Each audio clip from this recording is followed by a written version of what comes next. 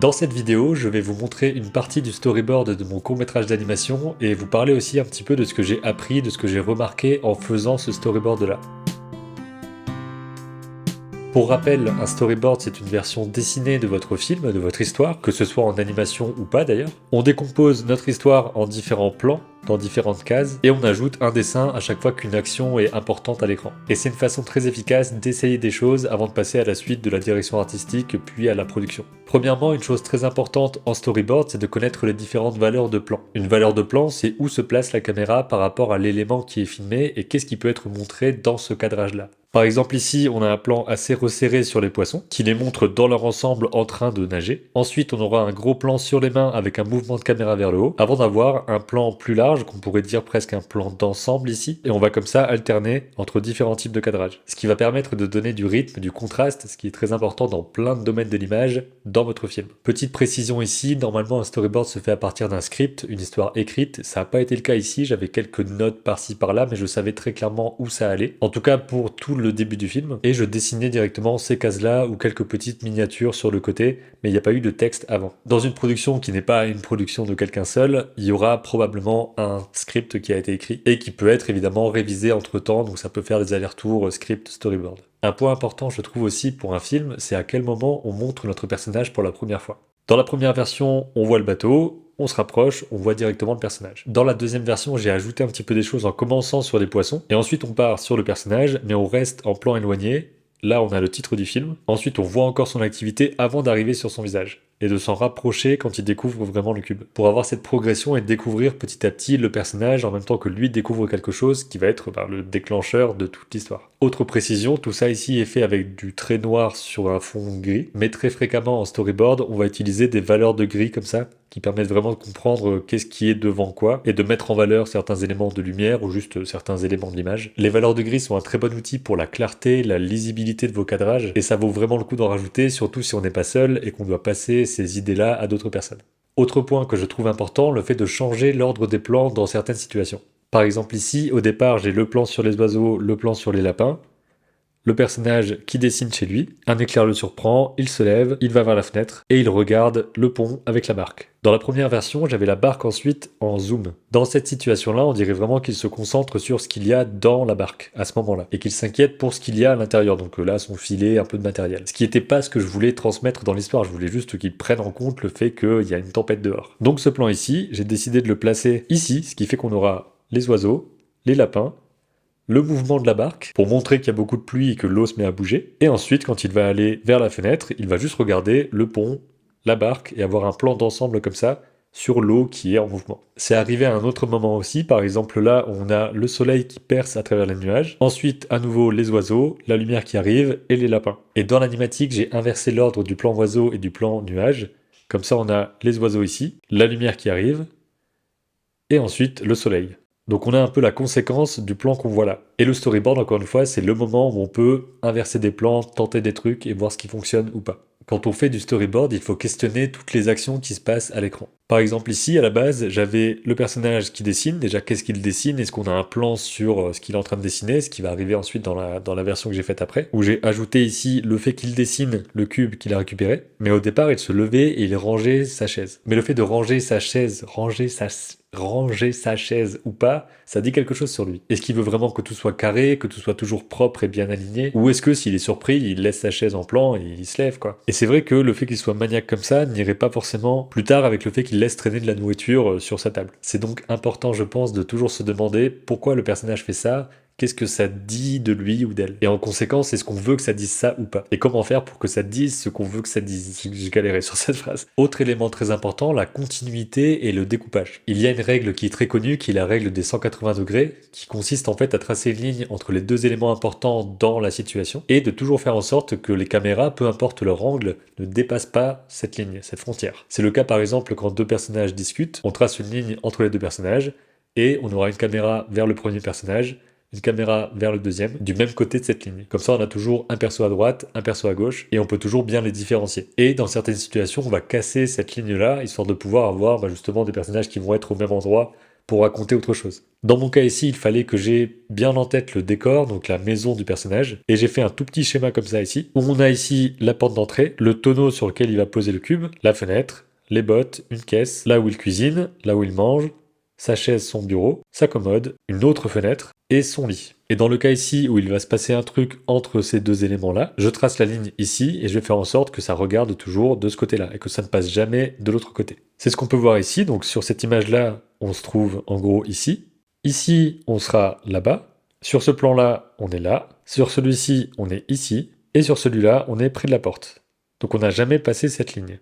C'est quelque chose de fondamental, notamment quand on va changer ensuite de plan. Donc en gros, entre ce plan ici et ce plan ici, il faut toujours qu'on ait cette question de continuité. Le personnage est plutôt vers la gauche, et ici le personnage est plutôt vers la droite. Quelque chose qui peut aider dans cette situation, c'est évidemment de dessiner le décor de façon simple, et ensuite de placer ses caméras à l'intérieur, pour bien prévoir en amont où seront les changements de caméra et comment on va faire pour ne pas casser cette ligne. Bien sûr, la ligne, elle n'est pas définitive pour toujours, c'est juste que c'est une ligne sur les éléments en ce moment, dans la situation dans laquelle on est. Et une possibilité aussi, c'est de faire en sorte que dans un des plans, il y ait un mouvement de caméra qui passe de l'autre côté de la ligne, et à ce moment-là, on crée une autre ligne avec un autre élément, et on remet la règle en place pour cette ligne nouvelle. Si vous savez faire un peu de modélisation 3D, ça peut être un vrai bonus de pouvoir modéliser de façon très simple avec des cubes basiques votre décor pour pouvoir ensuite choisir des mouvements de caméra, enfin plutôt des angles de caméra que vous n'auriez peut-être pas choisi à la base. Autre élément au niveau de la continuité, si un personnage sort par la gauche du cadre, il va rentrer par la droite du cadre. Parce que si on a ce personnage qui va vers la gauche ici,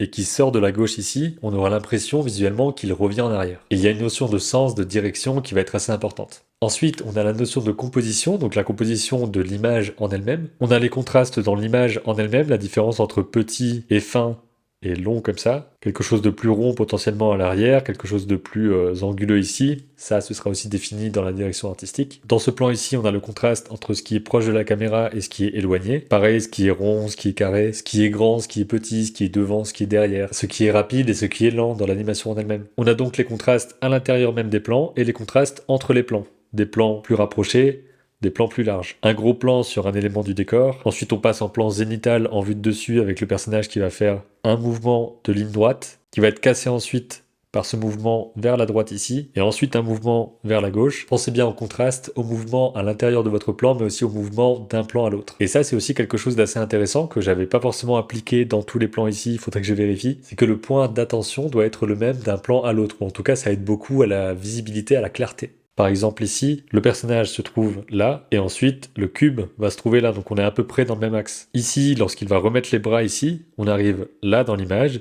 et là, il y a ses mains. La chose à retenir ici, c'est que le point d'attention de la fin de votre plan 1 sera le point d'attention du début de votre plan 2. Voilà, je pense que là c'est à peu près clair. Encore un petit aparté, souvent en storyboard, on peut voir des fiches avec des textes en dessous, donc si c'est les dialogues, c'est ok, mais avec également du texte parfois qui explique un petit peu ce qui se passe dans l'image et tout, le type de mouvement de caméra, des choses comme ça. C'est pas quelque chose que j'ai fait ici parce que je suis resté très simple, encore une fois je suis tout seul sur le projet. J'ai de temps en temps ajouté une petite flèche, histoire de préciser qu'il y avait un mouvement de caméra, comme par exemple ici où ça va monter, mais sinon je considérais qu'en décomposant correctement l'action, on avait toutes les informations qu'il fallait et il fallait raconter par l'image et pas avec du texte ou des petites notes à côté. Encore une fois, si vous êtes dans une production avec une équipe, il y a peut-être d'autres indications à mettre pour que tout fonctionne bien dans le groupe.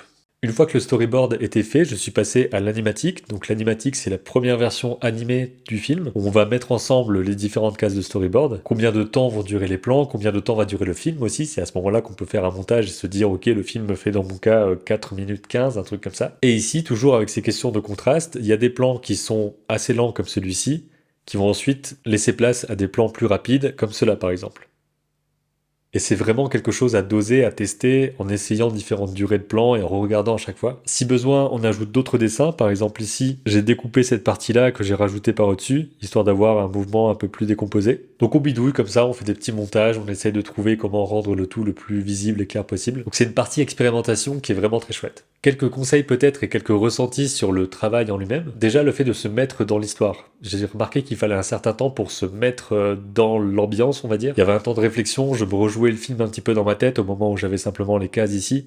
Donc je regardais comme ça, J'ai essayé d'avoir le bon rythme pour passer mes yeux sur les cases. Et je laissais faire un petit peu en imaginant quels pourraient être les plans, etc. Donc je modelais tout ça dans ma tête, on va dire. Et parfois, en laissant continuer la scène, il y a des choses qui se passent et on se dit, tiens, ce truc-là, il marche. Ça peut être très efficace à ce moment de faire des miniatures, donc des petites cases avec des dessins encore plus rapides que cela, juste pour tester des enchaînements, du découpage, faire en sorte que tout fonctionne au niveau de la règle des 180 degrés, des choses comme ça, les contrastes d'un plan à l'autre. Montrer son storyboard et son animatique, c'est assez important pour savoir si tout est clair, s'il y a aussi des suggestions peut-être de meilleures idées. Par exemple, c'est en montrant l'animatique que sont venues ces idées de changer l'ordre des plans, de se poser la question sur pourquoi le personnage fait ça, etc. C'est en discutant. Et ça a été très efficace pour trouver comment résoudre certains problèmes que j'avais pas forcément remarqué. Mais il faut faire attention à ne pas expliquer tout avant de montrer ou pendant que ça défile. C'est important de laisser le temps en fait à la personne de regarder et ensuite d'expliquer peut-être ce qu'elle a compris et ce qu'elle a pas compris aussi. Et peut-être ne pas montrer tout le temps aux mêmes personnes aussi qui à force sauront ce que vous voulez dire et voilà, il y aura une sorte de barrière déjà qui fait que bah ok, je sais où tu vas, donc j'ai pas spécialement la notion de c'est la première fois que je le vois, etc.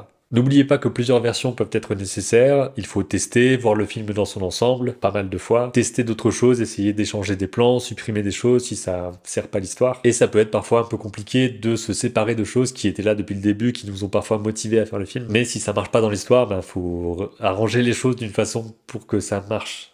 Je sais pas si c'était français. Je vous passe aussi quelques ressources pour que vous puissiez apprendre un peu plus sur ce domaine-là. Il y a par exemple le livre Framed Ink de Marcos Matemestre, qui est en anglais, je le précise, mais qui est vraiment une super ressource pour comprendre tous les différents types de cadrage possibles. Il y a beaucoup d'exemples de composition pour telle ou telle intention, et aussi une partie sur la continuité dans une séquence complète, comment faire en sorte que le mouvement des personnages fonctionne bien, etc. dans le cadrage, la composition, la mise en scène. J'ai quelques autres livres aussi qui parlent de storyboard, ou en tout cas de composition d'images pour les films. J'ai également suivi un cours sur Skillshare qui a été fait par Siobhan Tuomi, qui est très complet où elle explique en détail comment on passe du script aux miniatures, au storyboard avec un exemple très concret. Je vous rappelle au passage que mon cours d'animation est disponible sur Skillshare, il y a un lien en description, et je prévois de faire d'autres cours dans l'année sur le dessin, l'animation, la peinture sur Skillshare. Donc voilà, je suis en train de préparer un petit peu ça. Quelque chose qui peut vraiment beaucoup aider dans la mise en scène, la composition, le storyboard, c'est le fait d'analyser des séquences de films qui nous plaisent, ou même qui nous plaisent pas, mais de films quoi, pour comprendre comment on compose un film, comment on joue avec la lumière, comment on fait du découpage pour passer donc d'un plan à un autre de façon efficace. Et dernier point, mais qui est très important, c'est le fait d'apprendre à dessiner de façon globale parce que en storyboard, ce qui est vraiment très important, c'est de savoir tout dessiner